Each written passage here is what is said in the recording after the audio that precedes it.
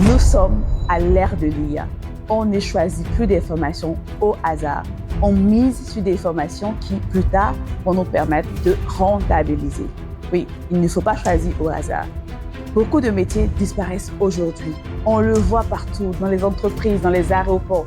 Des métiers disparaissent. Aujourd'hui, on aborde cette question. Comment choisir la bonne formation? Comment miser sur une formation qui, demain, pourra vous aider à avoir un boulot? Vous êtes parent, vous avez un enfant qui a le bac, ou pour vous-même dans votre carrière, vous devez faire une formation pour pouvoir avoir des promotions. Il faut bien miser sur les métiers porteurs. Installez-vous bien parce qu'aujourd'hui, on aborde cette question. Je vous partage la liste des métiers qui sont en train de disparaître ou qui vont disparaître d'ici 3 ou 5 ans à cause de l'IA et aussi les métiers sur lesquels on peut miser. Let's go!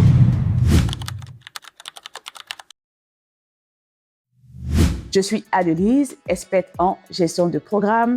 Sur cette chaîne, je te partage des astuces, des conseils, mon expérience pour t'aider à améliorer ta carrière et surtout à devenir la meilleure version de toi-même. On ne peut pas ignorer l'IA aujourd'hui, non. L'IA est en train de prendre de la place. L'intelligence artificielle prend de la place. Et que ce soit dans nos maisons ou dans les entreprises, dans les organisations, partout, les entreprises investissent aujourd'hui sur l'IA. Sans plus tarder, on commence avec la liste des métiers qui sont en train de disparaître.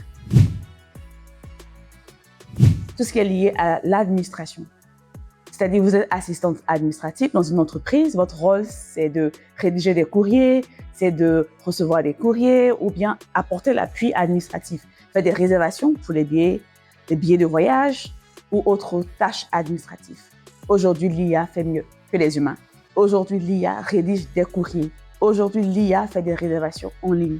L'IA gère des rendez-vous. L'IA gère des agendas. Alors, si vous êtes assistante administrative ou si vous travaillez dans le métier de l'administration, pensez dès aujourd'hui à une reconversion. Pas forcément à changer d'orientation professionnelle, mais à trouver une formation qui pourra demain, ou d'ici 2 ans, 3 ans, vous permettre de vous réorienter dans un autre secteur. C'est important, il ne faut pas négliger. Deuxième métier, c'est la comptabilité.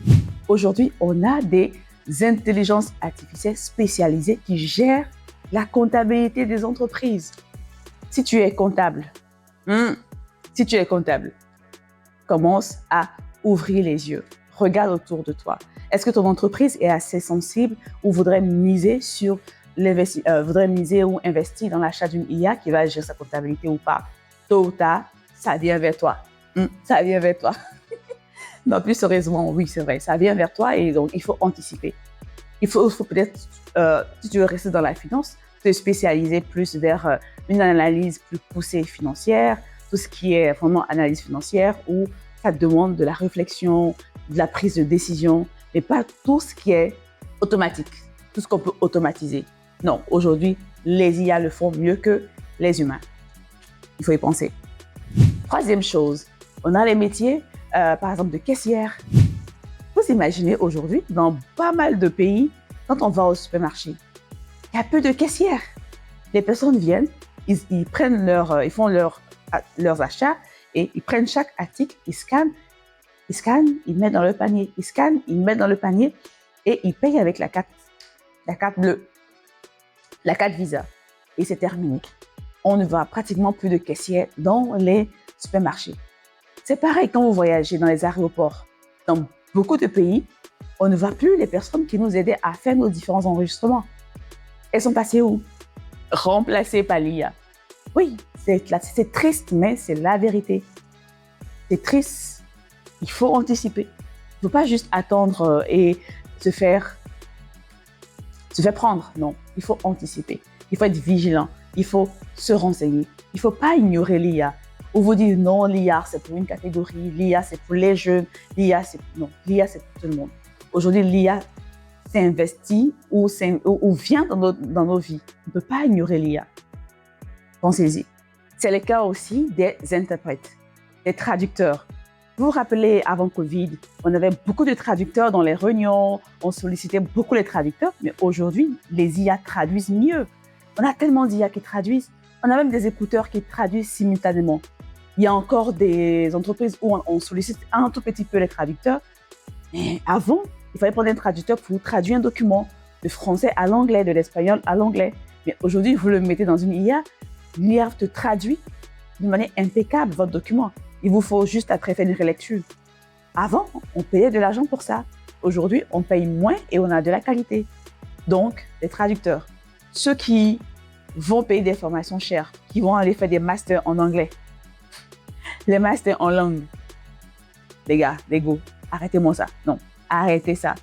L'anglais peut être un plus ou une langue peut être un plus. Mais dire que tu vas aller passer 5 ans de ta vie, de ta life, à apprendre l'anglais ou une langue pour pouvoir être traducteur, c'est terminé. Non, l'IA a pris le contrôle des traductions. Ça ne marche plus. Ce n'est plus un métier porteur. Donc, c'est important d'anticiper. Il y a d'autres métiers, de tout ce qui est lié à l'administration, tous les métiers vraiment qui ne sont pas manuels, les métiers qui pourraient être automatisés. Franchement, tous les jours, il y a de nouvelles IA qui naissent. Tous les jours, des entreprises spécialisées investissent des millions pour pouvoir développer de plus en plus d'IA qui vont répondre aux besoins des personnes, des clients, des entreprises, qui vont répondre aux besoins des organisations. Donc, ne restez pas dans votre coin. Ouvrez vos yeux, ouvrez vos yeux et renseignez-vous, faites des recherches pour être sûr que votre corps de métier ne sera pas touché. La liste est longue, faites des recherches. Alors, la deuxième partie de cette vidéo, on aborde les métiers qui ne seront pas trop touchés. Certes, seront touchés, mais pas vraiment de manière profonde comme les métiers que nous avons déjà listés. Par exemple, tous les métiers qui sont liés à la prise de décision, les métiers qui sont liés à plus de réflexion, les métiers qui sont plutôt manuels, par exemple l'artisanat, les métiers comme le management, tout ce qui est lié vraiment voilà, le management. On a le droit. Le droit aujourd'hui, si vous voulez acheter un bien immobilier, vous avez besoin d'un notaire qui signe le document, votre contrat de vente. Donc, il y a ces métiers-là qui vont continuer à persister ou à résister. Il y a d'autres corps de métiers qui vont continuer à survivre en fait à l'IA ou à composer avec l'IA. Donc, aujourd'hui, c'était juste une vidéo assez courte pour attirer votre attention sur l'impact à la fois positif, mais aussi négatif de l'intelligence artificielle sur nos carrières, sur notre orientation professionnelle.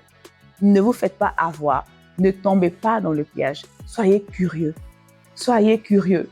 Parfois, les gens, quand on parle d'une IA, on pense tout de suite à ChatGPT. Non, il y a d'autres IA plus puissantes qui sont expertes ou spécialisées dans chaque domaine de la vie d'une entreprise.